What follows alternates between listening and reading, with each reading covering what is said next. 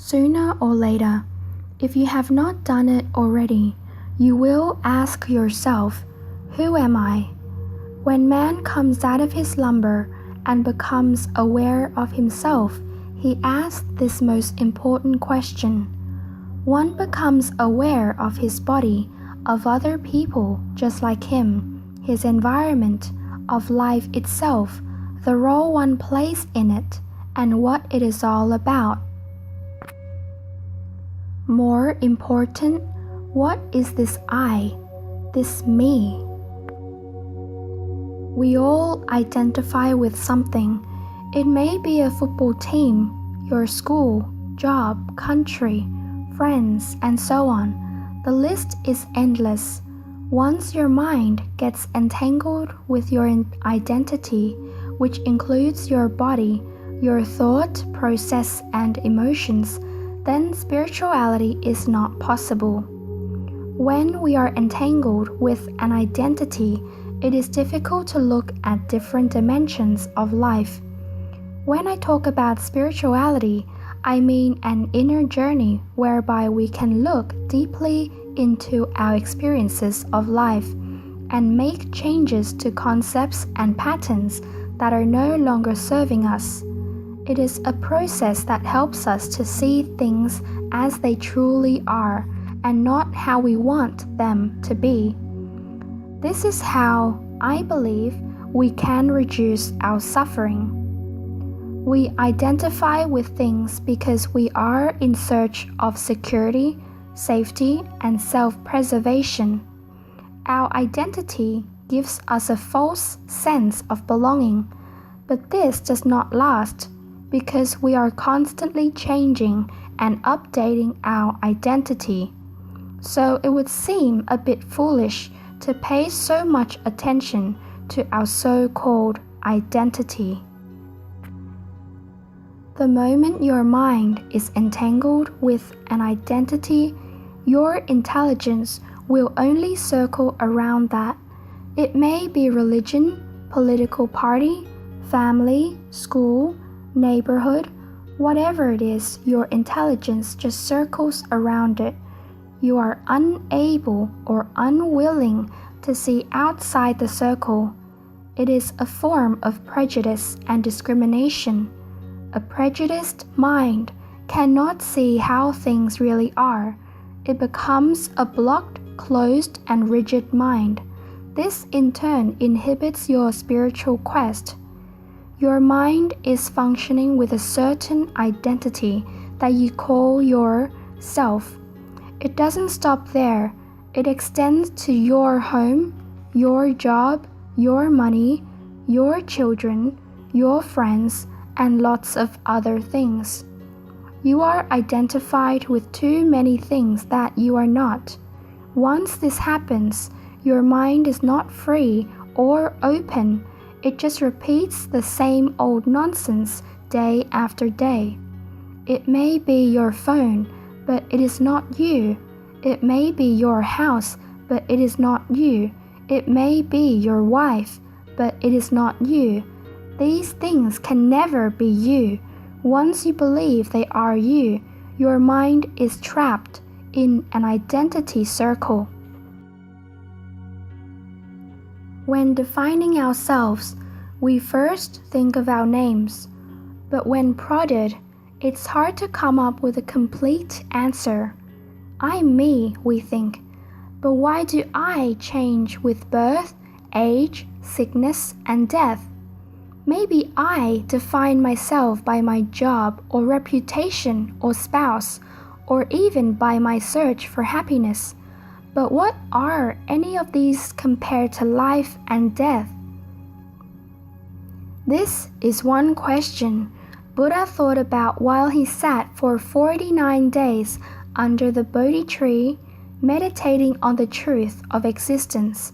He wanted to answer the question, who am I?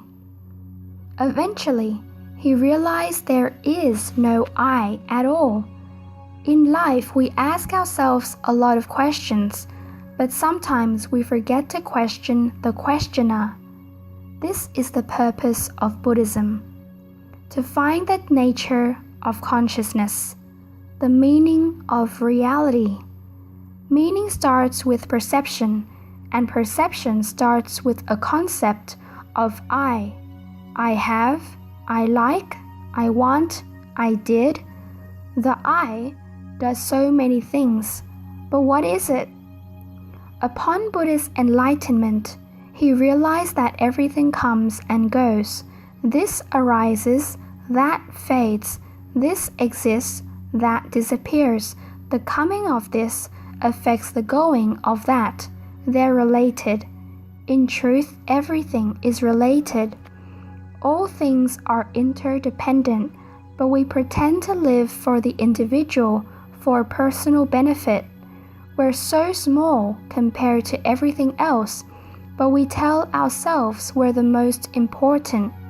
We're attached to me because we forget that what Buddha learned under that Bodhi tree, that all things, including ourselves, disappear over time.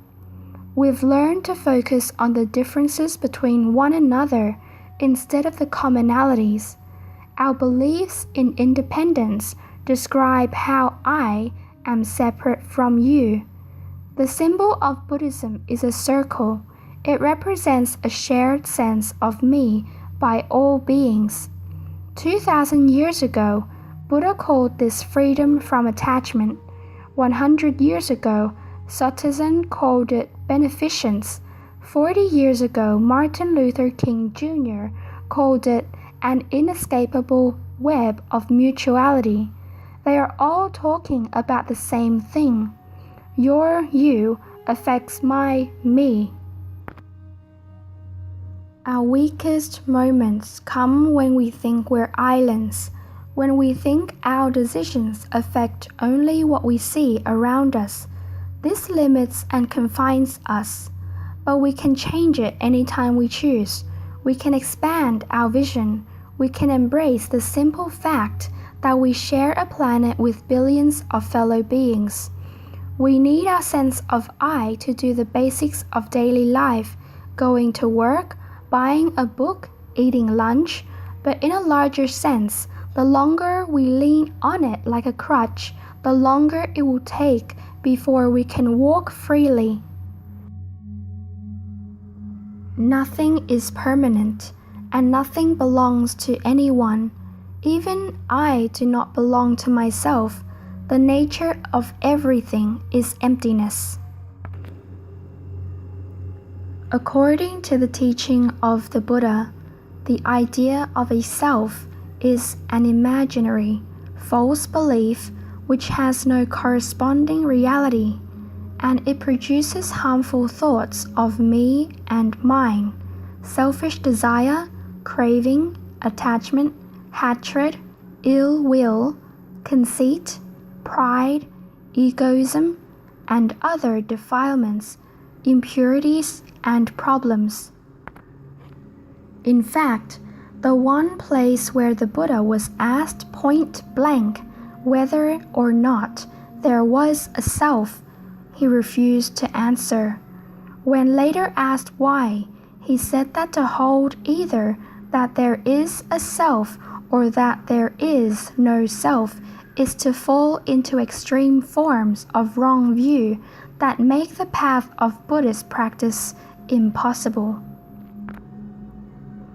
In this sense, the anatta teaching is not a doctrine of no self, but a not-self strategy for shredding suffering by letting go of its cause, leading to the highest undying happiness. At that point, questions of self, no self, and not self fall aside. To study the Buddha way is to study the self. To study the self is to forget the self. To forget the self is to be enlightened by the 10,000 things. The Buddha taught a doctrine called anatta, which is often defined as no self, or the teaching that the sense of being permanent, autonomous self is an illusion. The Buddha discouraged his disciples from speculating about the self. Intellectual speculation is not the way to gain understanding.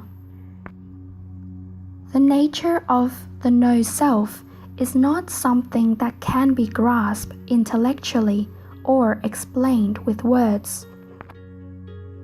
Anatta is the teaching that there is no permanent, eternal, unchanging, or autonomous self inhabiting our bodies or living our lives. Of critical importance is the teaching of the second noble truth, which tells us that because we believe we are a permanent and unchanging self, we fall into clinging and craving, jealousy and hate, and all the other poisons that cause unhappiness. It is better to put the question of who am I aside and focus on other teachings, in particular, the Four Noble Truths. Mahayana Buddhism teaches a variation of anatta called sunyata or emptiness. All beings and phenomena are empty of self-essence. This doctrine is associated with a 2nd century philosophy called Madhyamika, School of the Middle Way, founded by the sage Nagarjuna. Because nothing has self-existence, phenomena take existence only as they relate to other phenomena. For this reason, according to Madhyamika, it is incorrect to say that phenomena either exist or don't exist. The middle way is the way between affirmation and negation. Mahayana Buddhism also is associated with the doctrine of Buddha nature. According to this doctrine, Buddha nature is the fundamental nature of all beings. Is Buddha nature a self? Theravadins sometimes accuse Mahayana Buddhists of using Buddha nature as a way to sneak Atman, a soul or self, back into Buddhism. And sometimes they have a point. It is common to conceive of Buddha nature as a kind of big soul that everyone shares. Buddha nature is also called original self or true self. Mahayana teachers mostly say that it is incorrect to think of Buddha nature as something we possess. Zen master Aihei Dojin made a point of saying that Buddha nature is what we are, not something we have. Once we thoroughly investigate self, self is forgotten. This doesn't mean that the person you are disappears when enlightenment is realized. The difference is that we no longer perceive the world through a self-referential filter. So as you can hear, it's not a matter of answering the question of who am I that's important.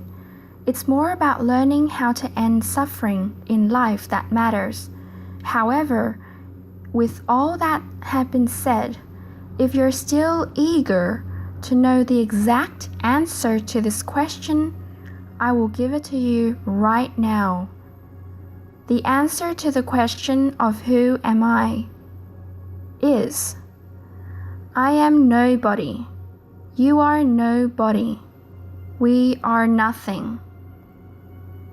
If you want to know why, you need to study deeper into Buddhism, as well as watch my other videos that I have posted up onto my channel. Thank you once again, everyone, for listening until the very end. This is Voice by L. Woodson.